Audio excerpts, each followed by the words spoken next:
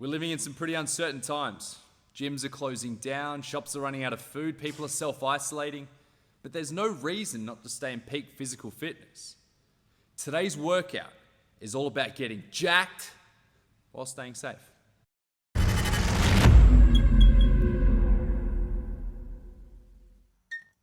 No gym?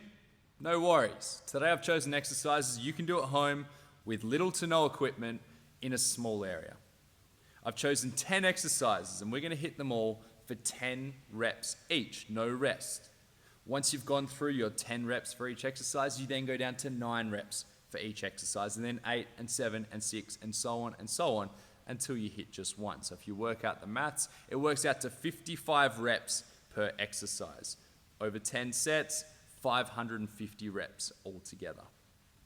I'm going to follow a similar pattern to a lot of my previous videos, and it'll be a full body workout, but I'll rotate through the body parts. The reason why I like to do that is just so when one body part is resting, I can now work another body part at 100% intensity. So for example, if we did a set that was leg dominant, now while my legs are resting, I'm going to move to an upper body dominant exercise. Before we start the workout, I like to spend 5 or 10 minutes priming the body for what's to come. Without that, you could put yourself at risk of injury, or even worse, potentially fatal, rapidly spreading bat virus. So to be ready for today's quarantine workout, we need to make sure that we're safe. And clothing comes first. Do you really think that's safe enough? Yeah, I don't think so. And I know you're probably thinking face masks would be optimal, but it just ain't gonna cut it. What we need? Lucha masks.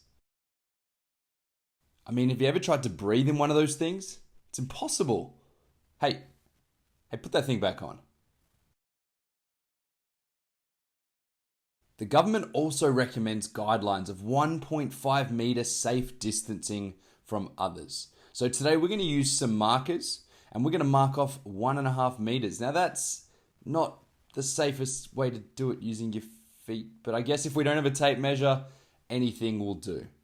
So once you've coned off your area and you've made a big circle around where you'll be working out, just ensure that no one comes within that zone. A swift chop to the throat, maybe a side kick, should do the job. But what about contaminated surfaces? What about the air around us? What about an antibacterial spray?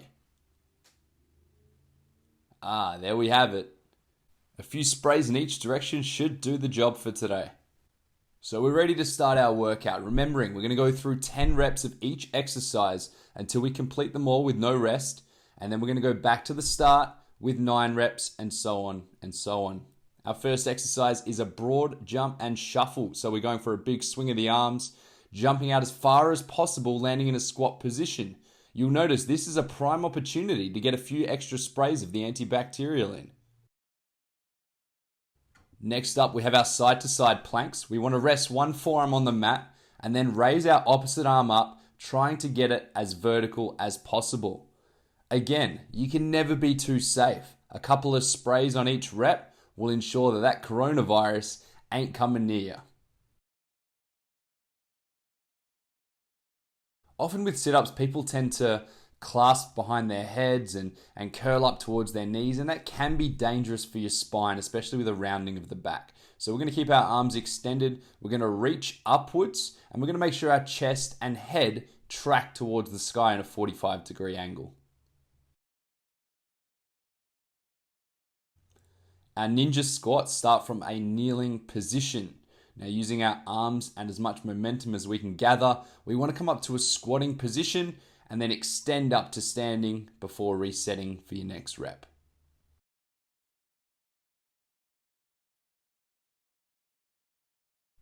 Our swimmer push-ups follow a freestyle swimming action. So after each rep, we want to rotate both our left and right arms all the way over past our ear as much as your range of motion and mobility allows. It only takes a few seconds for bacteria to re-enter the air, so our Russian twists allow us to keep our legs raised, keep the tension on the abs, while raising our arms up and giving a couple of careful sprays into the environment. Next up, some jumping lunges. Just make sure to use this as a plyometric, so explode up in the movement. Legs, knees, ankles coming slightly outwards just for safe knee health. These kick sits are a little bit different to the usual ones we've done in the past. We want to keep both hands firmly planted to the mat while kicking our legs and hips through to the other side. As with our jumping lunges, 2 reps are the equivalent to 1 because we want to use both sides of our body. With our Supermans, this is a lower back exercise. We're going to try to raise our feet and hands at the same time as much as our range of motion allows. Our final exercise is a tricep push-up. So shoulder width with our hands, making sure our elbows are dropping to the mat and then extending up. Now make sure your core is braced throughout this routine. All jokes aside, this is actually a pretty killer workout. I use this a lot in my warm-ups because it's quick, you can get straight into it. You just follow the structure from 10 reps down to 1. Be creative. If you want this to be all about strength or endurance, perhaps you could go a lower body only session. That means you go from squats to lunges and any modification you can think of. Or if you want this to be more about cardio and conditioning, perhaps you could add in more burpees, high knee sprints, more full body, fast paced. It's really up to you. One thing I say is though, just stay safe in these times. Use it as an opportunity to get into the best shape of your life so that when it all ends and the pro wrestling resumes, you know that you are ready and you are ahead of the competition. If you want to see more videos like this, click on the subscribe button, spread the word, and if you have any questions or requests for World Beater Wrestling, don't be afraid to comment below.